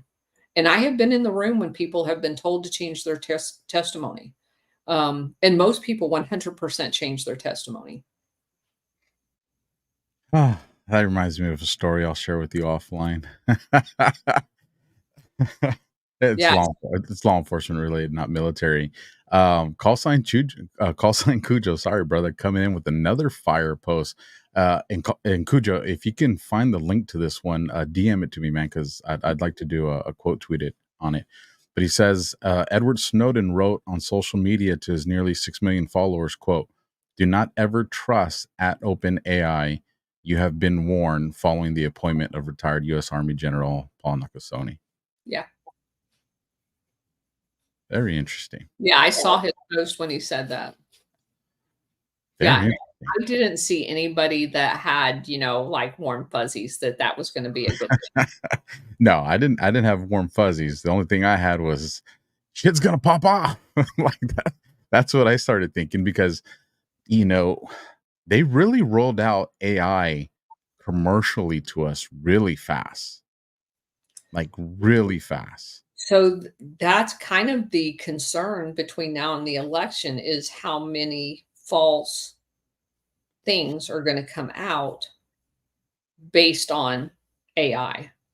And here's the thing: people need to do their homework. I utilize the AI all the time. I love doing art with this stuff. But when you go to look up information, just understand that don't think that when you ask AI a question, it's going and scanning all of the internet. It's not. It's scanning, where its parameters have kind of been set, and then Correct. it'll retrieve that information and bring it back to you. Now, think about who's the one determining those parameters. Where do their ideology or political stance is. And so I'll ask AI questions, and it'll be stuff that I know the answer to, and it'll come back with information that I'm just like, you're not researching it. So then I have to prompt it a certain way. And it's interesting, AI is developing memory now. There's ways you can kind of change its algorithm a little bit, but if people are using it and they're not fact checking the AI, especially going into the elections, they might think they're getting legitimate information or the true side of the story, and it's not. Correct. It is another way of filtering what you want people to see and not see, just like when you search something in Google. Well, so you brought this back whole circle because look at how much we missed without it. We didn't know any of this stuff. How'd we miss all of this? And this was when we just had a teacher talking to us about what history was. Now you've got this artificial intelligence that is going to shape everything. You could at least every once in a while randomly get a teacher that was a truth teller. You go to AI and you have no chance at all of ever hearing the real truth if that's where we're going with this. So, You know who the vet, I kind of let the answer slip there because I got excited. You know which teachers were the awesome ones? It that's was a boring thing to do. it was. It was. Pulled the trigger too fast, sir. Sorry. Uh, fill up that magazine and chamber another one, Marine. I got excited. It happens. It was the substitute veterans. Those, if you guys remember, I was in the school 80s and 90s, to put that in perspective. But you had these substitute vet teachers that came in, and we kind of thought of them as like these crazy dudes. But hindsight is like, man, they were dropping knowledge on us. Yeah. Because especially if you think back to the history classes, how many times everybody has to have at least experienced this once. There's no way this was just a SoCal thing. But we would have vet teachers reading some of the history thing and be like, nah. And they would go and start writing their own stuff on the board that was not in the text. Well, they were dropping the truth. They knew. And I go all day on that. Let me bring on last week's show so we can go through these comments. And let me make it bigger so everybody can see a little bit better. There we go. And we'll start here from the bottom. All right, so let's catch a couple of these. This is from last week's episode, you guys, that we did live. And we'll start off with Regina Matthews. She says, Alpha and Colonel, I love this all. History intrigues me, and to find all this truth gives me gratitude. You're my heroes. I want a new computer so I can research with y'all. Sending love and light. Better make sure you get some spyware or something like that. They ain't going to be happy that you research. And be careful with the links, you guys. Look at Breadmaker made his way to the comments, not just the live chat. So wonderful to see the Colonel again. You guys are sure bringing the heat. Hope all went well in Court Alpha. Many hugs, much love, and many prayers. Court went the way it was supposed to go, the way the man upstairs wanted it to be. So even though it seems rough, I've had peace in my heart about it. So appreciate the prayers and the support with that, Brett and everybody else. Let's see. Let's go a couple up here. Joyce Hawley. I really look forward to this show every week. Thank you. So do I. I'm learning right alongside with you guys. Slave Tim says, United Fruit Chiquita Bananas. Only reason I buy just one is when my grandson comes to my home. It's very rare, as even my grandson doesn't want. Huh. Interesting. Let's see. Let's go to Joanne Barnes. Holy smokes. I just finished all 17 parts Man, you were probably on a good one, Joanne. I can imagine binge watching 17. I realized my grandfather gave me GLADIO glasses when I was a child. See, this is what I'm talking about. They knew, Colonel. Yeah. Uh, he worked on the Manhattan Project. Holy smokes! After the war, he tried to whistleblow on several things, including fluoride, plastics, and radio waves. The government dragged him out of his house in the middle of the night. He was put in a sanitarium and given 21 shock treatments. Holy shit. It took him close to 25 years for his mind to come back. Thank you, Colonel, for all your research and insight. Oh my God. You had some, I mean, he was a truth teller. He was a truth teller, and look what they did to him for it. Yeah. Let's see. Gen Bowl 55. What does this have to do with Max Egan and the Inspired channel? I'm not sure what that's referencing. So I don't know if you remember. I don't either. Nope. All right. So let's go. Coolwant put in a link. It says timesofzero.com. Walmart to acquire Israeli founded AR startup. Memo. Looks like we're talking about the weapon stuff there. Coolwant also said, excellent show. Thank you all and blessings to you guys. Wuff71, here's a name I haven't seen. She is correct, but the names we know and we think they are the ones in control are not. Those names we know are just the face for the families behind them and don't want to be known to anyone. Keep digging because y'all are getting closer, but not quite there yet. I always say, if we... Oh, go ahead, Colonel. So what I have always said, and she probably has listened to one of my shows before, I have always said that if you know their names, those are not the ones that are in charge. There are families that, and the one that I did the most digging into early on was the Swedish family, the Wallenbergs, and only because I'd never heard of them. And they're the owners, the largest share owners of Bosch, the Ericsson, a lot of the military industrial complex. I didn't even know Sweden had military industrial complex companies, and they do. They've never been neutral ever. They were active participants in different ways in World War I and II. And then you look at the fact that they had their prime minister was assassinated. They had Operation Gladio there. And that family is just they're part of the international syndicate. I'll just say that. Yeah. But there's lots of them, Medici and families that go back hundreds of years that most people have never heard of. Deb Pick 7 says, would love to have a chat with the Colonel. My grandfather was in the cavalry. I have suspicions of his death later in life when he was in his 50s.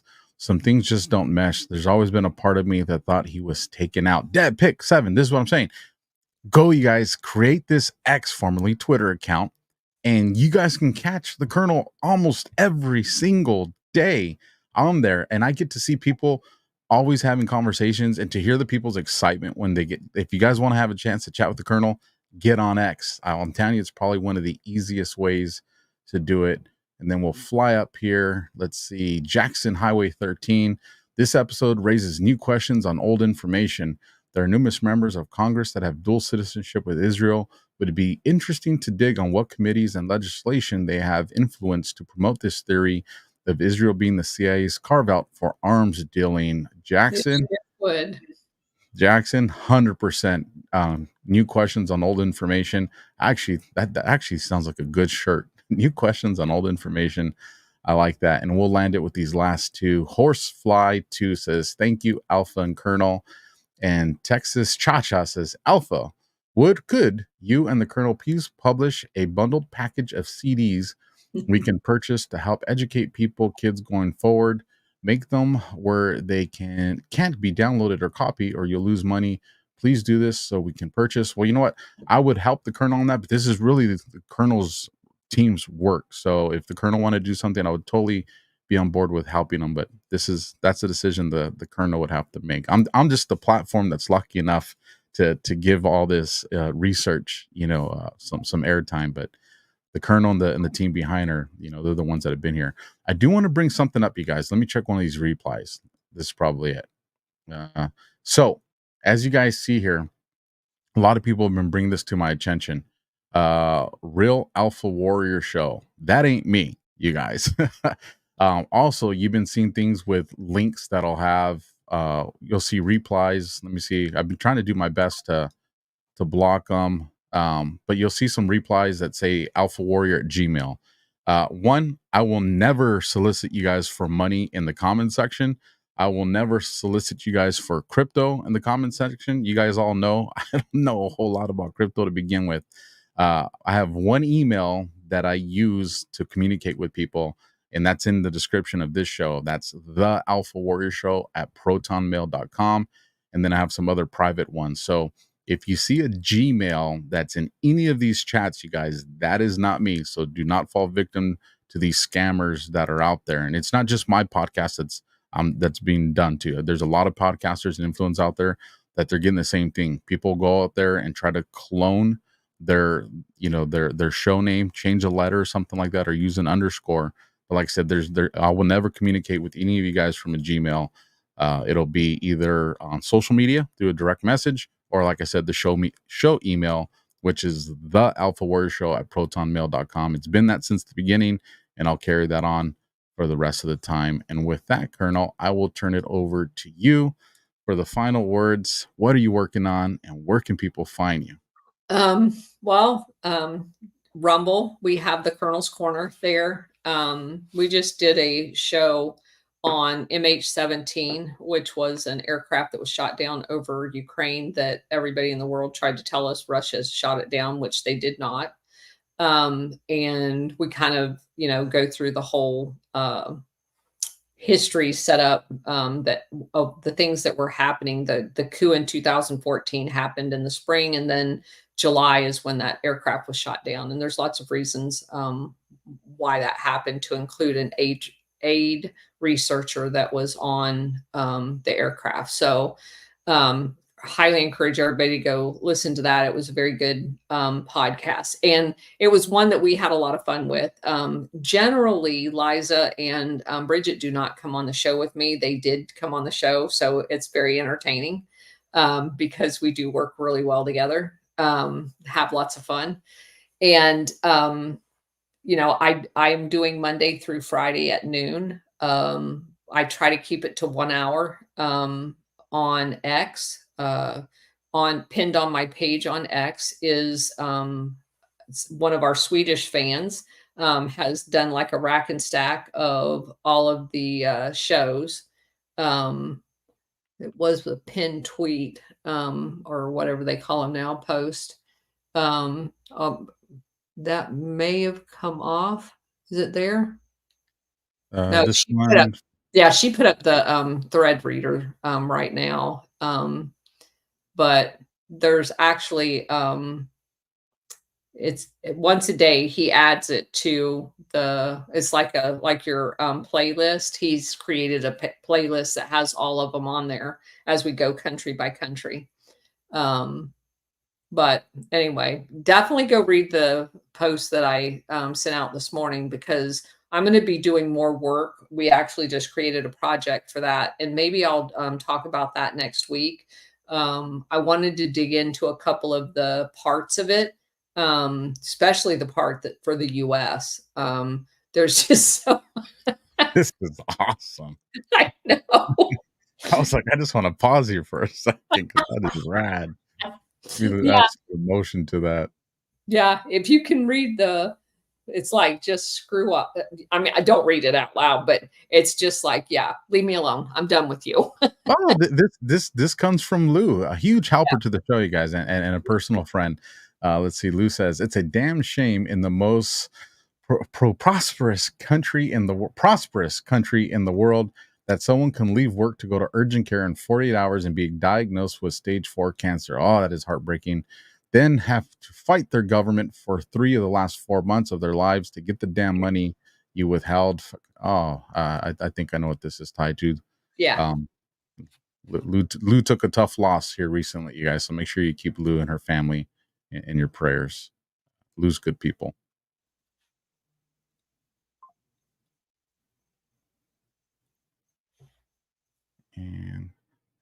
I was trying to see if I could find that thread.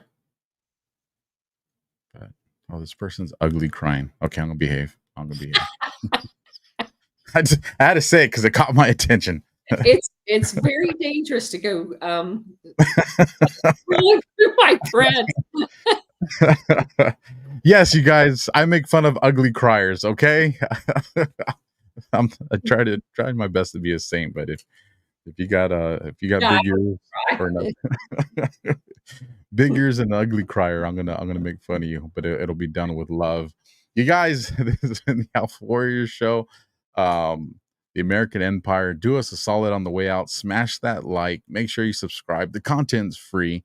Share it with people. And then down in the description, like I said, it's the links to follow the Colonel's Corner on Rumble, to follow the Colonel on X, to get tapped into this information. I brought up her channel. You saw there is a lot of content on there for you guys to follow. So with that, you guys, it's been absolutely fabulous. I will catch you guys tomorrow on Badlands with my brother CanCon on SitRep. He has a pretty awesome guest in store for us. He's going to surprise me. That'll be 9 p.m. Eastern, 6 p.m. Pacific, if my Marine Corps math is correct. And with that, you guys, I will see you in the X trenches of this information war. So till next time, you guys, God bless and Semper Fi.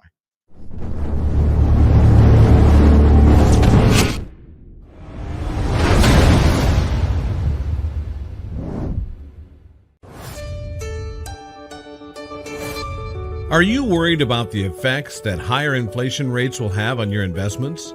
Are you trying to secure your retirement savings against losses, but you notice that inflation is a hot topic these days? But how dangerous are low inflation rates on your retirement savings? An inflation rate of 2% may not seem like much, but it means that prices will just about quintuple over the lifetime of the average American. And 4% average inflation rate means that something that costs $1 when they're born will cost $23 when they die. That demonstrates the danger of even low inflation rates. So when it comes to gold and inflation rates, many investors want to know whether inflation rates have an effect on gold prices. What history indicates is that over the long term, increased inflation should lead to correspondingly higher gold prices. From September 1971 to August 2020, gold grew 7.5 times as much as inflation. Not only can an investment in physical gold help protect your assets against the damage done by inflation, it can also help grow the value of your retirement portfolio over the long term. If you're looking to protect your retirement assets, why wait until stock markets crash and gold begins to rise in price?